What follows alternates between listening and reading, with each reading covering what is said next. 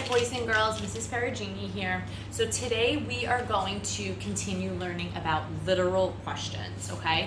So yesterday you learned that a literal question is a question where you know you're going to find your answer right in the story, okay? We say that it is on the line, meaning it's going to be right on the line. You just have to look for it.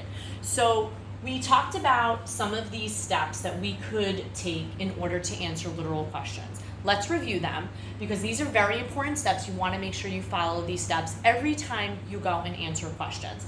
So we want to make sure the first thing we should do is read the question before you read the story and underline the important keywords in the questions. It's always a good idea just to take a quick peek at those questions.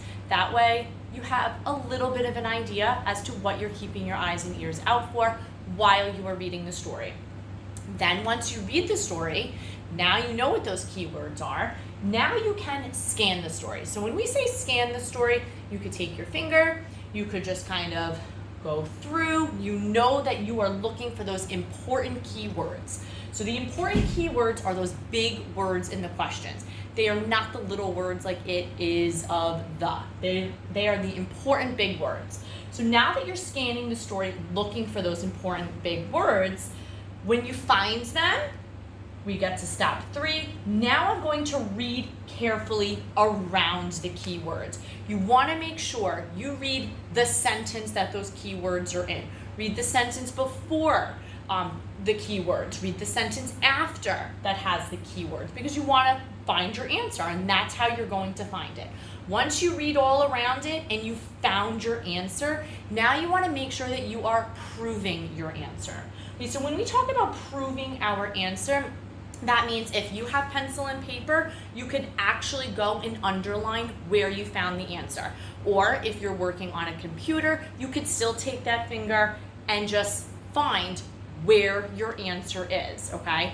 Now, where we find our answer or what the answer is, a big word we want you to learn this year in 3rd grade that you're going to hear a lot, that is this word evidence, okay? You're going to keep hearing your teacher say, underline your evidence in the story, or what is your evidence? So how do you know that your answer is correct? Find your evidence. So evidence is basically your answer in the story. It is your proof, okay? And the other word that you might sometimes hear is we keep talking about, well, we have to answer in complete sentences. So when we answer in complete sentences, I like to say sometimes, well, make sure you use your POQ. Just another way of saying parts of the question. So take some of those words in the question and restate them into a nice complete sentence, okay? Rather than just writing a one-word answer. In 3rd grade, we want to make sure that we're answering in nice complete sentences. So that's what you're going to focus on today. You're going to answer literal questions. You're going to follow these steps. You guys will be typing in your answers. Make sure you are using your parts of the question to type in. Make sure you are locating your evidence, okay, so that you can prove where you found your answer. So what we're going to do right now is, just like yesterday, I want to show you just 2 very short stories. I'm going to show you how I follow these steps in order to answer these literal questions. So this first story, first step, what are all colors made from? So the important keywords that I want to underline right now is I'm going to underline all colors made from. So that while I'm reading, that's what I want to keep my eyes and ears out for. So here we go. There are many colors in the world. All colors are made from a mixture of 3 colors. These colors are blue, yellow, and red. They are called primary colors. Mix blue and red and it will make purple. Blue and yellow will give you green. To make orange, mix red and yellow. Black is a mixture of blue, yellow, and red. Now, as I was reading, I kind of heard where those keywords were. So now I'm going to take my finger and I'm just going to scan for these important keywords. All colors made from. And I actually see them right here. I see all colors made from. So now I found my keywords. Let's read around it and see if that's where I found my answer. All colors are made from a mixture of 3 colors, okay? So I could actually copy that right out of the story into a nice complete sentence using my POQ. So I'm going to say, all colors are made from a mixture of 3 colors. Period. So I underlined my evidence to prove my answer. Okay? So let's try it again. Let's look at my next question for my next story. When did Keats start painting?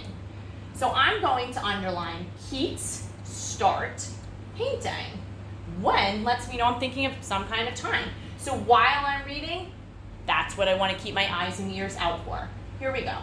Ezra Jack Keats wrote the book The Snowy Day. He painted all the pictures in it. Keats taught himself to paint. Keats started painting when he was 4. As a child, he painted on a metal table. He would cover it with pictures. His mother showed them to her friends before cleaning up the table.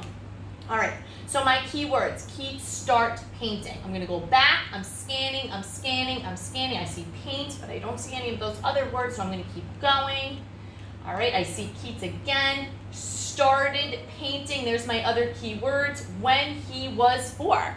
There's my evidence. So now, again, I'm going to take my POQ and answer that in a complete sentence.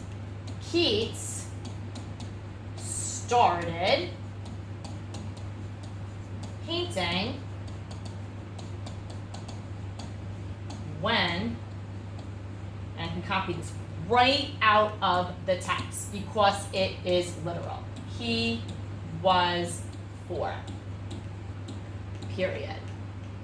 Okay. So remember, literal questions, they are on the lines. They are in the story. So keep using all of these strategies, follow these steps while you guys are answering your literal questions today. Okay? Happy reading.